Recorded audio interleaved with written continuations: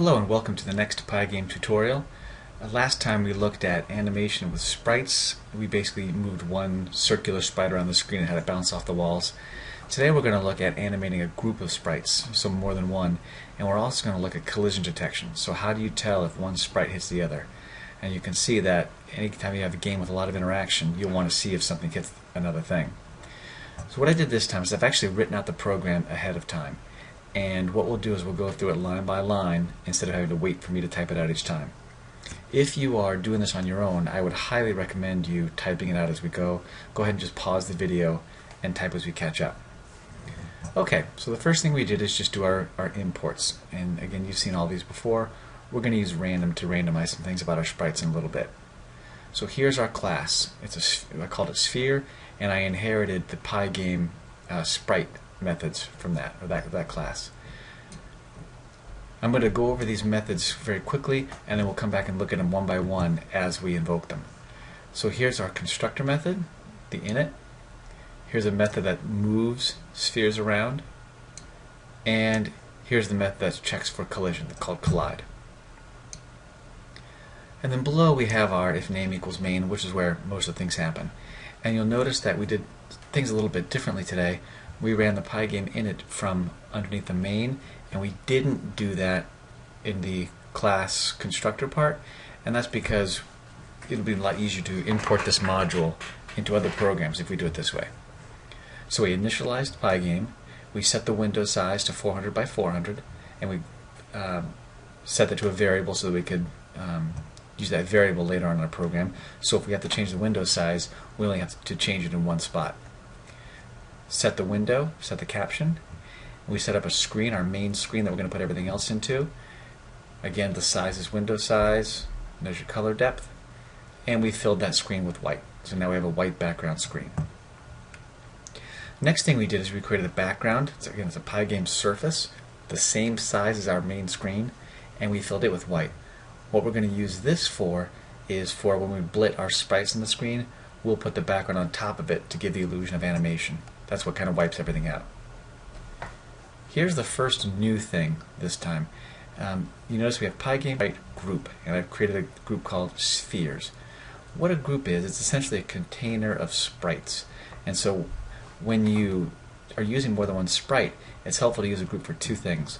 One is you can maneuver all the sprites in a group at one time by looping over them, which makes it easier. And secondly, you need to be able to use groups to have collision detection. Okay, so if you want to detect collisions between two sprites, you got to have them in groups. Alright, let's start actually building our different sprites. You can see I set up here a list of different locations. And these locations are a list of 4 tuples. Okay? 1, 2, 3, 4. So this would be the location of the first sprite, the second sprite, the third sprite, and the fourth sprite. And you can see there are different locations around the screen. One of the things I had done initially is had the sprites pop up in random spots, but if sprites are overlapping when they start, it really messes the collision detection up. So I put them in specific locations so I know they're not overlapping. So here, this loop, where we actually construct the sprites. So I do for X in location, so it's going to loop through each one of these individually. And for the first, I'm going to set the color to a random number between 1 and 255 to get like random colors. I'm going to set the radius to 25. Though if you want to be creative, you could have the radius be a random number as well and get different sized spheres. And then this is the line that actually constructs the different sprites. So I had ball equals sphere, and I'm passing the color, the radius, and X. And again, X is the location. So let's go back up and look at that constructor to see what happens with that information. So here's our constructor. So the constructor, it initializes the sprite class, creates a frame. That frame is going to contain our circular sprite, and I'm going to make it the same. It's radius times 2, which is essentially the diameter. So it's going to make the height and width the diameter so that the circle fits just inside that frame. I'm going to give it a white fill, and then we're going to draw a circle. We're going to put the circle in the frame with the color that we passed. The radius, again, the location will be basically the center point of that frame. It's going to have that as a radius, and 0 means it's filled in. We're also going to get the rect Remember, rect is a rectangular frame of our frame, and that'll allow us to give us coordinates to move that object around. And we're going to set the top left to the location that was passed in. So this will be the starting location of each sprite. And then speed, we're going to set it to 2, so it's going to move 2 pixels in the x direction, 2 pixels in the y direction each time it moves. Okay. So we've created each ball individually, and in the last part of the loop, we're going to add the ball to our spheres group. So when we're done with this, we'll have 4 spheres, and they will all be contained in the group. Now let's look at our main loop of our program. These first 4 lines are things you've seen a number of times before. If the user clicks on the X, it closes the program. Okay. We're going to blit on the screen the background, and again the upper left corner is 0, 0. That's just going to cover the whole screen with a white background. Again, it's going to let us overwrite all our sprites.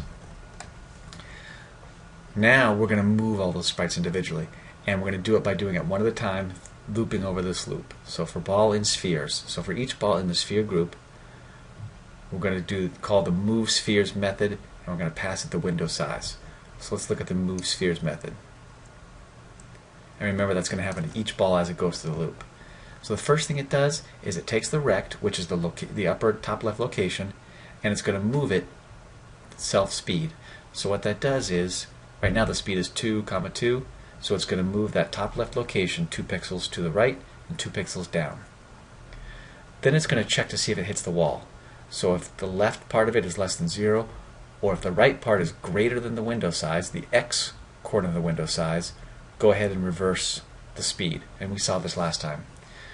And again, check the top to make sure it's less than 0, or if the bottom is greater than the Y coordinate of the window size, reverse the speed again. That's the same thing as we did last program. Okay, so we've moved the spheres. Now I'm actually going to take the current ball and remove it from our sphere group. And the reason we're going to do that is we're going to check for collisions. And if the current ball is already in the group of spheres, you run into a problem. So we have to take it out so it can't check for a collision with itself as it looped through those different spheres.